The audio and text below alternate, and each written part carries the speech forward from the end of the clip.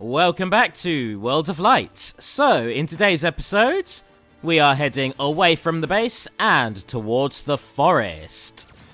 First spirit we're encountering is Ashley Mizuki Robbins. She is the protagonist of the Another Code series, a series of adventure games starting on the DS and later getting a sequel for the Nintendo Wii. So, Ashley is a relatively normal girl, hence why she's being played by Isabelle, and she heads to a deserted island containing a haunted mansion. On this island, she encounters a boy named Daniel. Well, I say boy, I mean ghost, he's a ghost. So, the story basically has you teaming up with Daniel, the ghost boy, and solving mysteries. So that is the thrust of that. For this particular battle, representing them, we have Luigi's Mansion to represent the Edwards Mansion from that series. Isabelle, once again, is Ashley because normal everyday girl. And Daniel, also playing a relatively normal person, is a villager. So, yeah. Anyway, a lot of this battle will essentially boil down to trying to hunt down and find Daniel the Ghost Boy. But with my Shadow Queen's final smash here, I think I'm good. Because all I have to do is follow the sleep bubbles, and he is done. Easy win. And that is Ashley. That gives us immunity to fog, because much like Detective Pikachu, her game has her basically doing detective work, going around solving mysteries and such. So, next up we have a swooping Snitch bug from Pikmin. I'm not even a Pikmin fan, and I can kind of gather what a swooping snitch bug is. I'm pretty sure you can tell yourselves. It flies around and it steals your dang Pikmin. Doesn't even kill them or hurt them, just floats around with them. So, for this particular battle, we have a bunch of very colourful pits playing these snitch bugs. But more prominently, we have a bunch of Gallagher's as items. Obviously, you've seen these things before, but I'll go into more detail with them. If you throw them, they hover over enemies and send out a tractor beam. If your enemy has oh so much damage accrued, they will not be able to get out of that tractor beam and will be dragged off stage for an insta-kill. So, yeah, really kind of bullshit to deal with those. So for this battle, if you can, just try and stay away from the tractor beams if the snitch bugs throw any Gallagher's. Alternatively, this is one of those stages where you can walk off the edge, so bap them all off the edge. Quick and easy way of killing them. Those are the snitch bugs. They give us less landing lag because they like to swoop about. They're pretty airborne, all things considered. Next up, we have Xerneas. So Xerneas is the Pokemon X counterpart of Yveltal from the last video. Whereas Yveltal is a Pokemon of death, Xerneas is a Pokemon that brings life. So, yeah, Xerneas' main ability is a move named Geomancy. What Geomancy does is it doubles special attack, special defense, and speed. All very, very overpowered, and the only drawback is that it takes 2 turns to actually utilize this ability. However, there is an item in Pokemon named the White Herb, which, if you give it to Xerneas and it uses Geomancy, it can throw it out in 1 turn. So, in just 1 turn, you can make yourself absolutely godlike. To represent this, Xerneas will occasionally spawn into this battle, and will turn my opponent gold, making him more powerful, more defensive, and overall more dangerous. Basically, kind of like Xerneas becoming godlike so I cannot win. On top of that, you'll notice my percentage is slowly increasing. That is to represent the fairy move, Draining Kiss. A fairy type special move that slowly drains your opponent's health. As such, this battle can't go too long. You cannot let this continue or you will be punked in 1 hit. So end it quickly if you are able.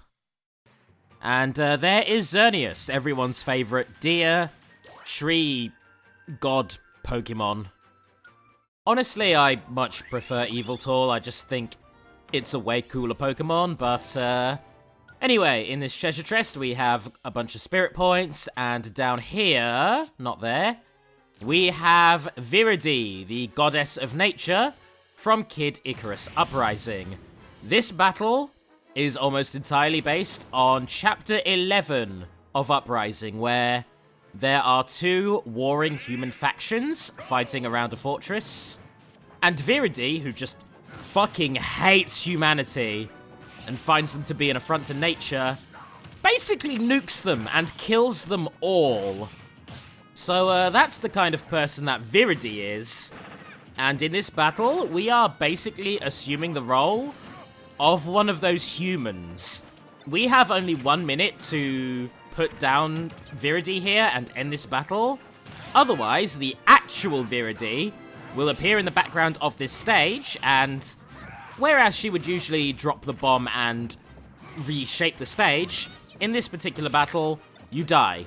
So yeah, Kirby there obviously is representing the bomb itself, and is constantly trying to stymie me. There's Verity in the background. Get out. Oh god, that was fucking close. The actual real Verity was there and ready to put an end to me, like the filthy human scum I am. Anyway, that's that battle. There's a 4-star. We get Metal Killer from equipping her, which makes sense for a goddess of nature that hates anything man-made. Anyway, here is Toadette. Toadettes are the female, variants of the Toads. And this particular Toadette appears in Captain Toad Treasure Tracker as his close ally and teammate. So yeah, for this particular battle, you have Captain Toad himself, being played by a Mii fighter. And you have Toadette being played by this pink villager who, aesthetically, I guess that kind of works. That kind of fits the bill. You'll also notice that we are battling on the Great Cave Offensive. That is because this stage is representative of a treasure-filled location, where the treasure trackers would be very, very likely to explore. And on that note, we now have another Master Spirit. Another spirit, much like Charlie, who will allow us to go exploring. I can send spirits off to find items and very gradually level up. Granted, I rarely ever use this functionality, but here it is, just in case you want to see it. Yep, so you can explore, you can find hidden treasures. You already know about this from Charlie. Yeah, I ain't gonna bother sending anyone, you get it. So, moving on from Toadette, we have the Tiki Tak Tribe from Donkey Kong Country Returns. Before we had Lord Frederick and the Tropical Freeze, we had these fellows trying to take over Donkey Kong Island. They're a bunch of animated tiki masks, and honestly, that's like the only tasteful way I've seen this done. I've seen so many video games where you're fighting against a bunch of evil tribal men in tiki masks, and it's super goddamn racist. So, yeah, this is a welcome change. This is the most tasteful way you can do that. Anyway, for this battle, we have a bunch of little Diddy Kongs to represent all of the masks. And, otherwise, it's a pretty standard battle. Easy win. There we go. And that is the Tiki Tak Tribe. They give us a weakness to fire because they are all made of wood. So, lots of treasure in this forest, I've noticed. Here is the Wiggler. Good thing I didn't pull a Nintendo and accidentally call it a Wigger there, because I felt it coming out of my mouth like that. So, Wigglers appeared in Super Mario World originally, although they have made quite a few more appearances since then. They're a bunch of very peaceful Mario enemies that all they really do is just kind of totter around from left to right with a big smile on their faces. But if you jump on them, like you would with any enemy in a Mario game, they turn red and angry, and then they start gunning for you. So, yeah, to represent that whole dichotomy, when this Yoshi gets to high damage, if not for the fact that I'd killed it, he would have gotten more powerful. A lot more powerful. So, yeah. Also, the flower on the head is very similar to the visual effect caused by the lipstick. Hence why there were so many lipsticks in that battle. Here are some more spirit points. Very nice. I'm coming back on myself now, so let's check out Cyrus and Reese. Cyrus and Reese are a pair of alpaca appearing in the Animal Crossing series. The two of them are actually husband and wife. They are very, very close, hence why they are being played by the Ice Climbers. Cyrus, who is rather short-tempered and very protective of his wife, is actually a carpenter, so he will essentially help you build furniture and all that sort of thing. And on top of that, if we didn't already have board, cord, and basts to fix bridges for us, Cyrus would also be able to do it, so I could have come here way earlier and battled the boss way earlier, but that's neither here nor there. Anyway, Reese, on the other hand, is the main owner of retail, the flea market, where you can buy and sell items. And it's for that reason that this battle is absolutely chock-a-block with items. They spawn really frequently, and yeah, that makes for a very chaotic battle, where landing finishing blows can be quite a tricky ordeal. Regarding items in Smash, I actually don't mind them all that much. Especially when, like, playing online. Like, I don't mind when people play with items. I just fucking wish that there was a failsafe to stop explosives spawning in front of me while I'm charging an attack. If there was a failsafe to stop that, I would be over the moon. Anyway, that was fucking jammy. Somehow surviving and landing a final smash on me in such quick succession. Yous are gonna die now. Because now it's time for my final smash. Here we don't.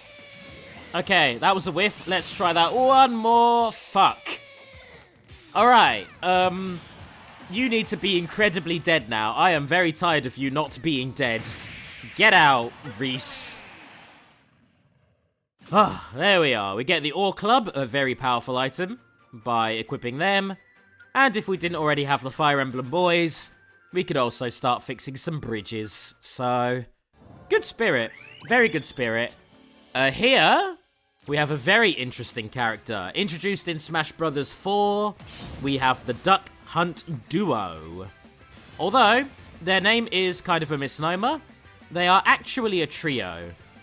Because the people I'm fighting against, aside from the gunmen being spawned in, are the Duck Hunt Dog, the Duck, and the player shooting the screen with their Nintendo Zapper, their NES Zapper, which is exactly how Duck Hunt Duo here, or Trio, use their smash attacks. They simply allow a reticle to appear on the screen, which is then shot by a laser-shooting NES peripheral. Yeah, this is actually the second ranged character based off of a Nintendo peripheral, counting Rob as the other. So, strange trend, but welcome. A welcome trend. More doggos in general would be nice in Smash Bros, so, you know. Always appreciated. Anyway, next up we have Shedinja, a bug and ghost type Pokemon introduced in Generation 3. It's one of the evolutions of Nincada, and it has the best ability in the game, Wonder Guard. It is immune to anything that isn't super effective, but it also has 1 HP. So that's the easiest battle in the game, because Super Smash Bros. Doesn't have type advantages. So everything is super effective against Shedinja. Like, yeah, over time you can become invincible, but you can just hit him before that happens. So, here is Duster from Mother 3. Duster is one of the main party members who joins you in your adventure. And he is actually a thief. So, for this particular battle, to represent his penchant for smoke bombs, we have a foggy arena that is slowly going to become more foggy. Also, smoke balls themselves are actually going to spawn in, so yeah. Apologies for the unwatchable battle here. I can guarantee you that there's some dope shit going on behind, you know, all of this nothing that you're seeing right now. But, yeah, Duster as a character fights quite often by using either thieves' tools or by kicking. Hence why this Luigi has improved kick attacks. It's a shame for Luigi he doesn't have any good kick attacks. He gets very, very little benefit from the actual rule set here, so yeah, very, very simple battle. Based on the sound effects, I'm pretty sure I killed him with a tree. So yeah, that's all I have to go on either. I don't remember recording this, it was a while ago. More treasure, because this forest is just incredibly filled with treasure. There's just so much of it. And trust me, I am not complaining about that, not at all. So here is Kaepora Gaebora from The Legend of Zelda: Ocarina of Time. Like so many other owls in pop culture, Kaepora Gaebora is incredibly wise, borderline omniscience, and appears first of all to Link when he first leaves the Kokiri Forest, and will later appear after major story events in order to basically tell you where to go and explain to you what your destiny entails, so something of a guide for the player. However, among the Zelda fandom, KG is somewhat infamous, because after giving you an incredibly long text dump, for reasons that I can only prescribe as being malicious, KG will then ask, "Did you get all of that?" And for some horrifying reason, no is selected by default, so if you are mashing the button to skip the dialogue, you have to listen to all of it again. So here is Kaepora Gaebora from The Legend of Zelda: Ocarina of Time. Like so many other owls in pop culture, Kaepora Gaebora is incredibly wise, borderline omniscience, and appears first of all to Link when he first leaves the Kokiri Forest, and will later appear after major story events in order to basically tell you where to go and explain to you what your destiny entails, so something of a guide for the player. However, among the Zelda fandom, KG is somewhat infamous, because after giving you an incredibly long text dump, for reasons that I can only prescribe as being malicious, KG will then ask, "Did you get all of that?" And for some horrifying reason, no is selected by default, so if you are mashing the button to skip the dialogue, you have to listen to all of it again.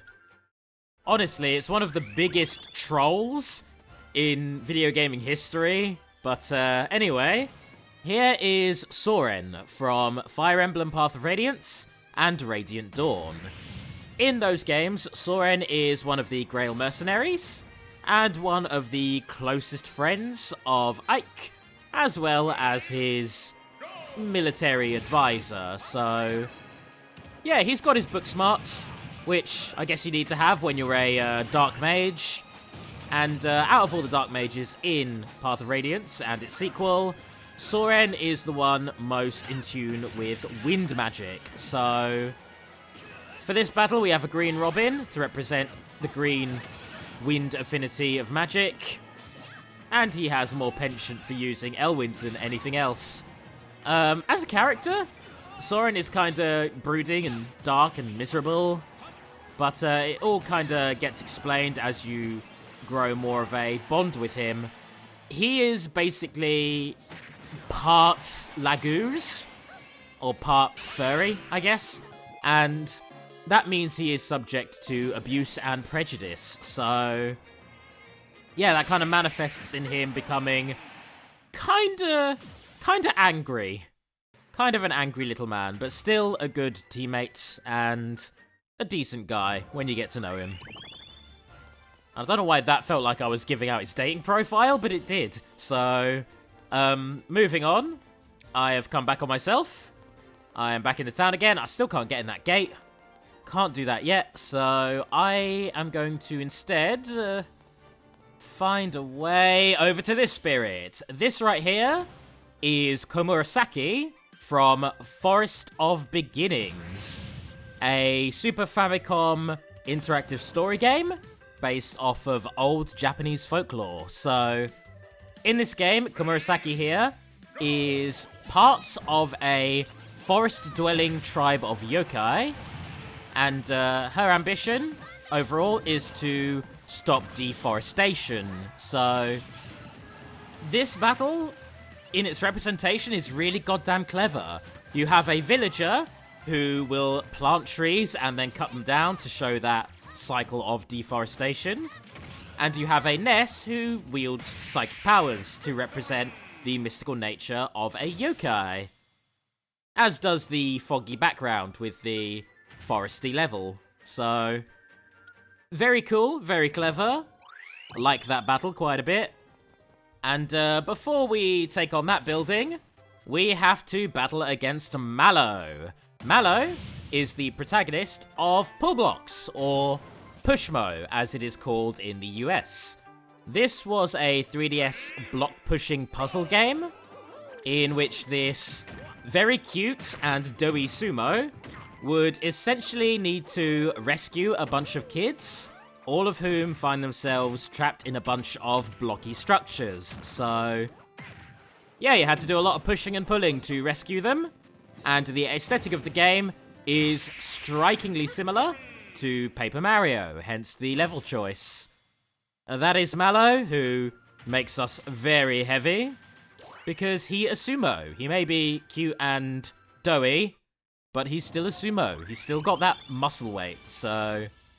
Moving on, inside this chest we have Nihilego. This was one of the Ultra Beasts introduced in Pokemon Sun and Moon, and on top of that, it was a rock and poison type glass jellyfish that could administer neurotoxins, so shit's fucking terrifying. Anyway, here is the factory, the power plant rather, which is very, very heavily based off of Splatoon, what with the Zapfish that we have to move around in order to progress. So, bear with me, a lot of the rest of this video is going to be me trying to remember how to do this puzzle. First of all though, we have Dr. Lights. This battle is not nearly as bad as Dr. Wily's battle was, but it is still incredibly frustrating. So, whereas Dr. Wily had 8 Robot Masters all protecting him, all of them being fairly weak, Dr. Light, on the other hand, simply has Mega Man. Just one Mega Man who's pretty goddamn strong. So, you could spend this battle trying to target Dr. Light and chasing him down, or, wow, that is one hell of an AI loop. But, yeah, if you do that, you are going to get destroyed by this Mega Man. He will give you no quarter, and he will absolutely wreck your shit. So, for this battle, the goal, or at least my recommendation, is to defeat the Mega Man, put him out of commission, and then spend about 3 to 5 minutes chasing down the Doctor as he repeatedly just runs away from you, because being an old man, he doesn't really know how to fight. So, enjoy this. Enjoy this piece of shit, just avoiding everything I fucking do. I feel like this battle was specifically designed to be annoying. It really feels like it, because I've got nothing to work with here. He just spends all of his time running, dodging, avoiding me. There's not even a time limit.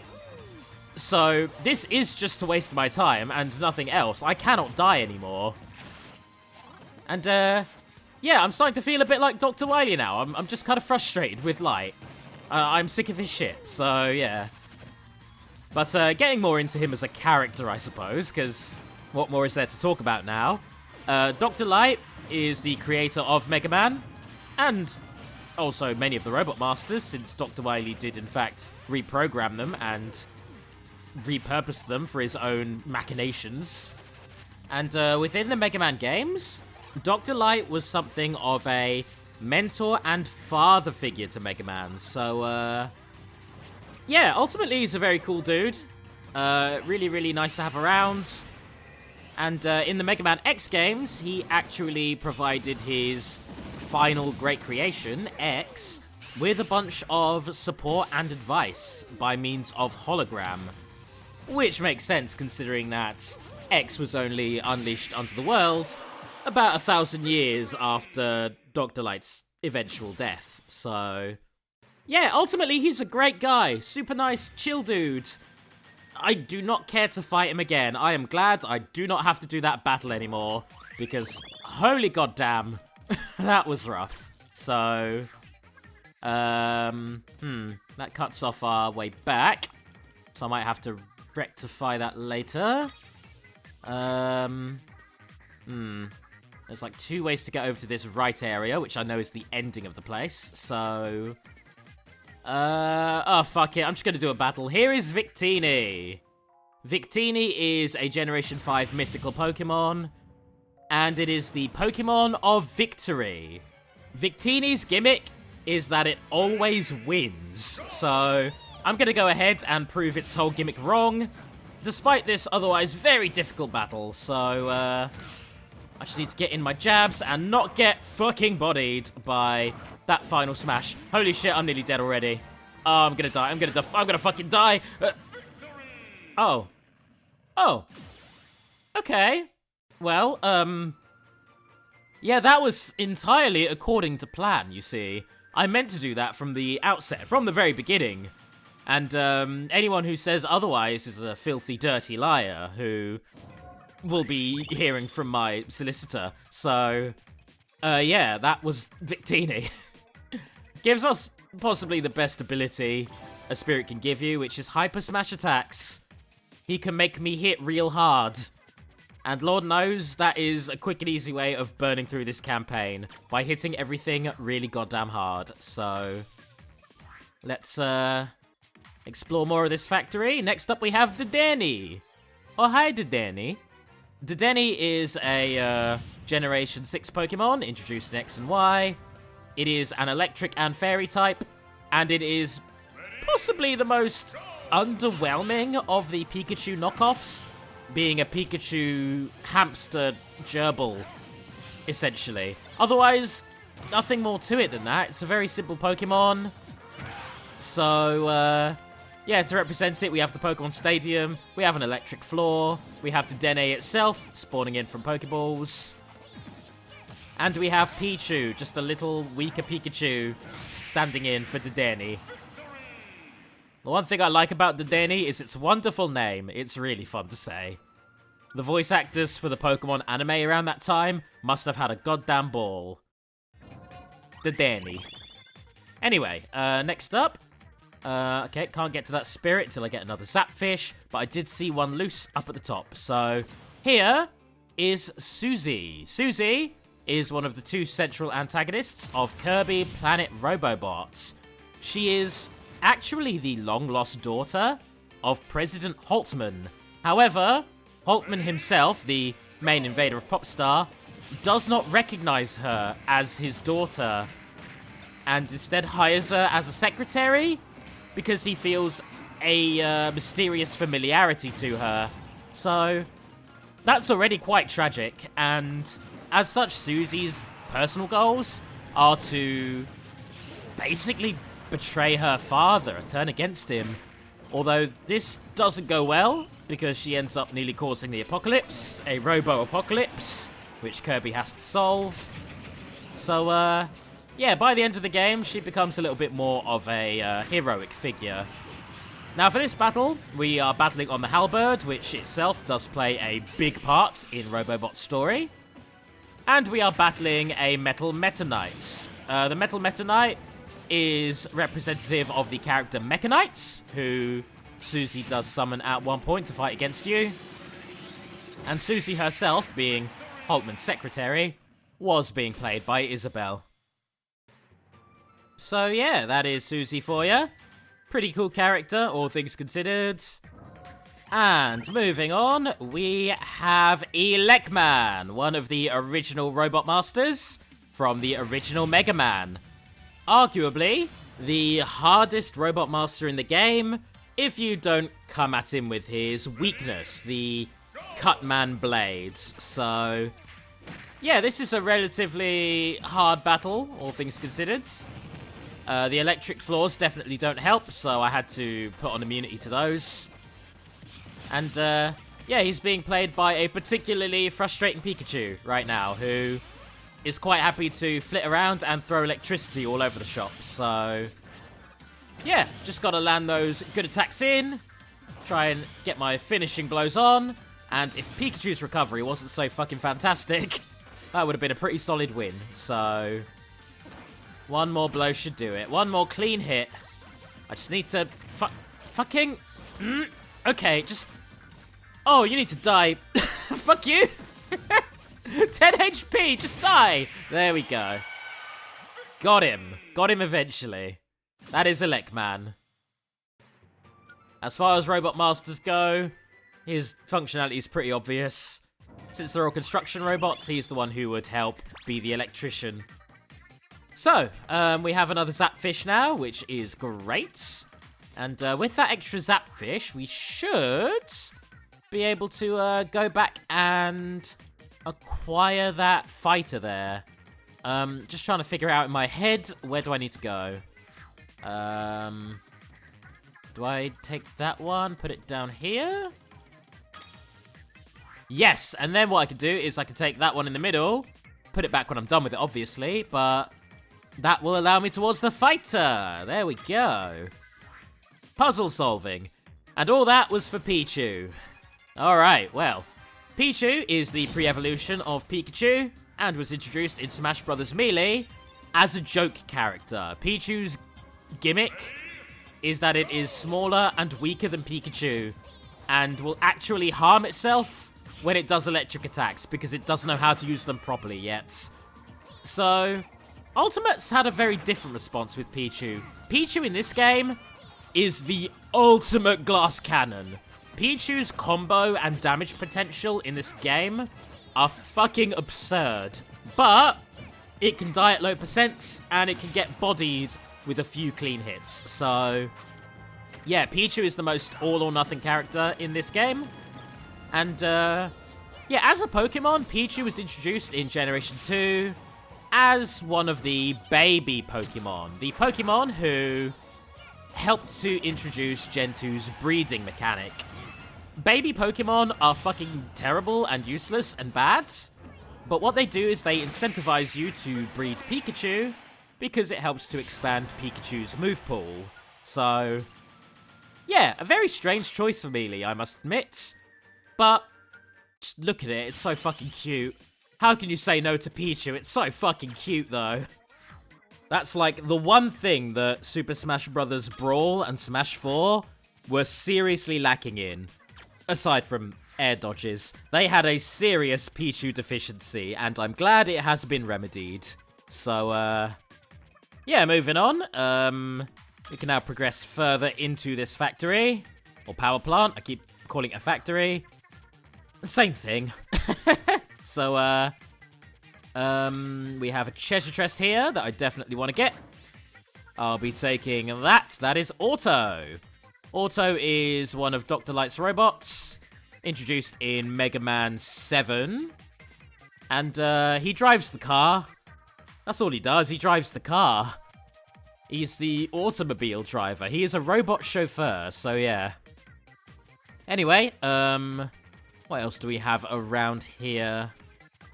Why am I ignoring that fucking spirit? It's sitting right there. Why am I ignoring it? What is wrong with me? Oh, I had a little brain fart there. I apologize for my fartassery. Let me go get that spirit on the bottom left there. That is probably driving you all up the wall by now. So, here is Slippy Toad. I, on principle alone, disagree with Slippy Toad being a 3-star spirit. Because, yes, He is vital to the Star Fox team. He's their main mechanic. He helped to create Rob. He helps maintain the Great Fox as well as the R-Wings themselves. But as a pilot, Slippy is just kind of the fucking worst. He is constantly being targeted by enemies, always rushes ahead, gets himself captured, gets himself shot down. Most of your interactions with Slippy are rescues on your parts, so yeah, wow, Slippy is pretty terrible as a pilot. I guess Smash does realize that, though, because for this battle, Slippy, or Greninja, is spending all of his time just running away from me and letting Fox take me down, or rescue him, so to speak. So in that regard, I do kind of respect this battle. That is kind of clever. Even Smash knows that Slippy is a goddamn liability. And as for the stage, you're probably wondering why we're on this Metroid stage. That is because it is a callback to the opening of Star Fox 64, or Lilac Wars, where the 4 members are running through the Great Fox's hangar. That is where we're meant to be right now. I had 10 seconds left on that. Goddamn, jammy. Made of Metal is the ability we get from Slippy, because he's, you know, once again, he's the mechanic. That's what he does. He deals with the machines, the robots, the technicals. And I must say, most of these spirits in here have been pretty fitting for a power plant environment. Quite often, there's like 1 or 2 spirits that are just kind of out of place in any given zone. But no, this one's been pretty on point. Even like Victini, because it can learn electric type moves. It can learn Bolt Strike. So, yeah. Anyway, I think I'm done here now. I think I've only got one more spirit left, and it is the Great Zapfish from Splatoon. The Great Zapfish is an electric eel that circles Inkopolis Tower in Splatoon. And in the first game, the thrust of the story is that you are rescuing him from the Octarians. So, yeah, you gotta save our power source. Don't let them take it. And that battle was fucking very easy, wow. It's amazing what you can do with the giant spirit. On top of him, we get regular ass Zapfish, which are your basic collectibles in Splatoon. You gotta save all those little guys. Gotta keep Inkopolis powered up. And speaking of powered up, we have basically relinquished Gleam's control over the power plant. So, we can finally open these gates, which, holy shit, is going to make traversing around the map so much easier. I'm a little bit angry at myself that I didn't do this sooner. It would have made a lot of my commuting just null and void. So, anyway, we are going to end this episode by heading back to town, skipping past the puzzles, you're welcome, and taking on Mr. Sandman. Mr. Sandman appears in the Punch-Out series, and once again we have the DJ issue where, yeah, you shouldn't portray black men as apes, said this before, but at least for this one, there's a bit more justification. So Mr. Sandman is one of the most potent boxers in the entire Punch-Out series. He actually precedes Mike Tyson himself in Mike Tyson's Punch-Out. You know, that one Punch-Out game that Nintendo doesn't like to acknowledge because Mike Tyson is in it. And, yeah, in the Wii version of the game, Mr. Sandman is followed instead by Donkey Kong. And I do mean actual Donkey Kong. He appears in the game as a cameo fighter and super boss. So, yeah, that is why, you know, he's there as a stand-in for Sandman. I guess I'll allow it. I'll allow the slip up there. But speaking of boxers, here is Little Mac himself.